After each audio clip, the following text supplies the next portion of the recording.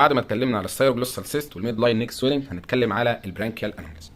في البرانكيال انوميليز جايين منين؟ عندنا ده امبريونيك ان اوريجين. البرانكيال انوميليز جايه من حاجه اسمها برانكيال ارش. البرانكيال ارش ديت ما حصلهاش فيوجن مع بعضها، حصل فيها كليفت.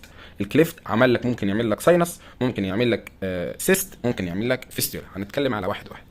ادي عندنا زي ما واضح في الصوره الفيرست والسكند والثيرد والفورث برانكيال ارشز، وبتكون ما بينهم السيرفايكال ساينس. برضو صوره كمان موضحه السيرفايكال ساينس شكلها بيكون عامل ازاي، والصور دي هنرجع لها بعدين. هنتكلم على اول نوع من البرانكيال انوميليز الا وهو البرانكيال سيست. البرانكيال سيست جاي منين؟ من الثاني والثالث ورابع برانكيال ارش او كليفتات بتحصل في الفيرست والسكند والفورث برانكيال ارشز. ده بياخد 20% من النيك ماس زي ما هو واضح في الصوره. السايد بتاعها بيكون في الانتيريور بوردر بتاع، يعني في الانتيريور بوردر بتاع الاسترنوماستويد ماسل، في الابر ثيرد الابر ثيرد وفي الانتيريور بوردر اوف الاسترنوماستويد ماسل. دي بتكون كونجينيتال، يبقى البرانكيال سيست كونجينيتال مش اكوايرد ويز ليت برزنتيشن، بتظهر في وقت متاخر.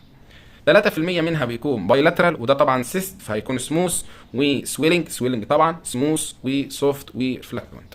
خد بالك احيانا ممكن يكون ترانسليوميننت. يعني ايه ترانسليوميننت؟ يعني بيعدي الضوء كده زي ما هو واضح في الصوره دي. بيكون بينلس، بيكون فيه كوليسترول كليستر. لو حصل له انفكشن بيكون ابسس، والابسس ده ممكن يربشر ويعمل لنا ساينس او يعمل لنا فيستولا، وساعتها هتكون اكوايرد فيستولا. ومكانها مهم جدا ان الاكوايرد فيستولا هيكون في نفس مكان السيست، هيكون في الابر ثيرد انتيريور للاسترنوماستويد ماسل.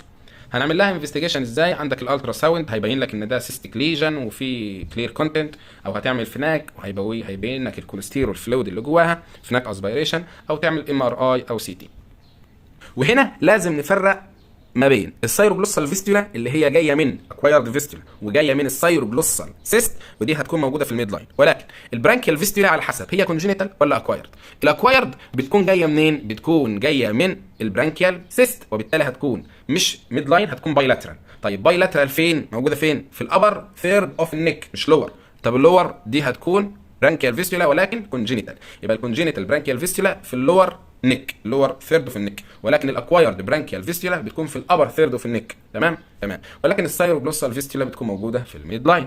طيب هنعالج بقى السيست دي ازاي؟ اكسجن، هنعمل اكسجن للسيست ده. ولكن خد بالك من الكاروتيد ارتري، هايبوجلوسال نيرف، جلوسوفارنجيال نيرف، سباينال اكسسوري نيرف، والبوستيريور بتاعه ده جاستريك والفارنجيال. مش مهم، ولكن لازم تاخد بالك، مش مهم قوي، تاخد بالك قوي وانت بتعمل العمليه دي. فين؟ تاخد بالك من الكاروتيد ارتري لحسن تعمل له انجري، هايبوجلوسال نيرف والجلوسوفارنجيال نيرف والسباينال اكسسوري نيرف. خلصنا كلام على البرانكيال سيست، هنتكلم على البرانكيال فيستولا. البرانكيال فيستولا قلنا الاكوايرد وكونجينيتال.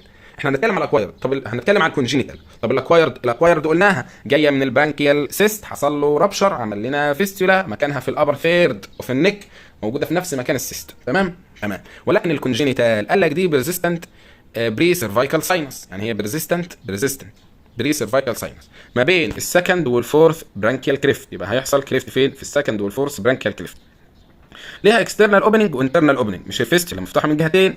الاكسترنال اوبننج بتاعتها الكونجينيتال في اللور ثيرد اوف النيك عند الانر مارجن اوف الاسترنوماستويد ماسل، ولكن الاكوايرد بتكون موجوده في الابر ثيرد. تمام. طب الانترنال اوبننج بتاعتها، الانترنال اوبننج بتكون بروكسيمال للبوستيريور بيلر فيوسز. البوستيريور بيلر اوف فيوسز موجوده في مكان اسمه التونسيلر فوسا. ده كده المكان بتاع التونسيلر فوسا، دي التونسيلر فوسا، ودي الانترنال السايت اوف انترنال اوبننج بتاعه البرانكيال فيستولا. دي برضو صوره ثانيه للانترنال اوبننج، ودي صوره بتوضح لنا الانترنال اوبننج والاكسترنال اوبننج والتراك اللي بيكون موجود بينهم. طبعا زي ما شفنا الانترنال اوبننج والاكسترنال اوبننج بتوعها، قلنا نكمل كلامنا بقى.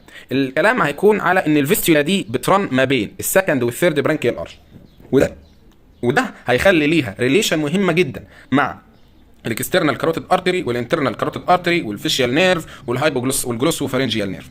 دي ريليشن مهمه. السكند ارش ريليتد لمين؟ للاكسترنال كاروتيد، سكند اكسترنال، ولكن الثيرد انترنال كاروتيد ارتري. طيب قال لك مش دي تراك الاوبننج بتاعتها الاكسترنال اوبننج بتاعتها بتكون على السكين، وتبدا تران سبكوتينيوس بلين، تقوم خرمه او تخرم الديب فاشيا وترافل، عشان يعني هي بتخرم الديب فاشيا وبعد كده بتمشي ما بين مين ومين، اكسترنال كاروتيد ارتري والانترنال كاروتيد ارتري. طبعا ورا البوستيريور دايجاستريك، البوستيريور بيرو في الدايجاستريك، والانترنال جاجولار فين، والهايبوجلوسال والجلوسوفرنجيال نيرف. ماشي. بعد كده بتخرم برضو او بيرفوريت السوبيريور كونستريكتور ماسل علشان توصل للانترنال اوبننج فين، في التونسيلر فوسا بتاعتها. طيب، ودي صوره بتوضح ازاي الفيستولا تراك او الفيستولا ستراكت ماشي ما بين الاكسترنال كاروتيد ارتري والانترنال كاروتيد ارتري. طب البرزنتيشن بتاعتها قلنا ده بريزيستنت سكند برانكيال كليفت مع السكندري برانكيال كليفت ريليتد لمين؟ قلنا السكند برانكيال من ما بين السكند والفايفز، ما بين 2 و5، وبيمشي ريليتد ل2 و3، اكسترنال كاروتيد وانترنال كاروتيد، فيشيال نيرف وجلوسوفرنجيال نيرف. تمام. كومونلي بتكون كونجينيتال فيستولا، ولكن ممكن تكون اكوايرد جايه لسكندري انفكشن لمين؟ انفكشن اوف برانكيال سيست زي ما قلنا، لا اكسترنال اوبننج وانترنال اوبننج، وضحنا الاماكن بتاعتها. قال لك ان الانترنال اوبننج ممكن تكون بليند اند مقفوله، وبالتالي هتكون تراك فيستولا ولا ساينس؟ هتكون ساينس.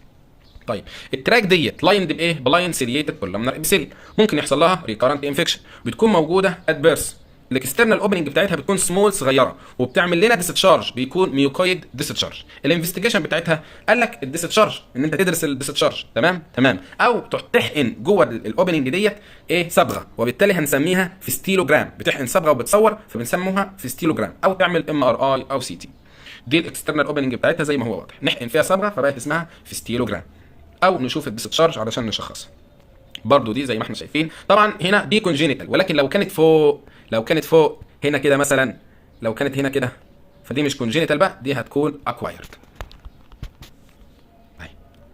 التريتمنت بتاعها، التريتمنت دي عمليه جراحيه مهمه جدا. ان انت اول حاجه طبعا هنحقن ميثيلاين بلو، هنحقنه في التراكت، دي صبغه، وبعد كده هنعدي حبل في التراك من بره. الحبل ده يفضل ماشي في التراك لحد ما يطلع من الانترنال اوبننج، ويطلع من الانترنال اوبننج وبيطلع من بق المريض اصلا، علشان نعرف التراك ونتاكد ان هي دي التراك بتاعتنا، ونبدا نعمل اكسجن فوق، اكسجن بيلو، نعمل 2 اكسجن، نبدا باكسجن من تحت من المكان بتاع الاكسترنال اوبننج، ونبدا نشيل فيها واحده.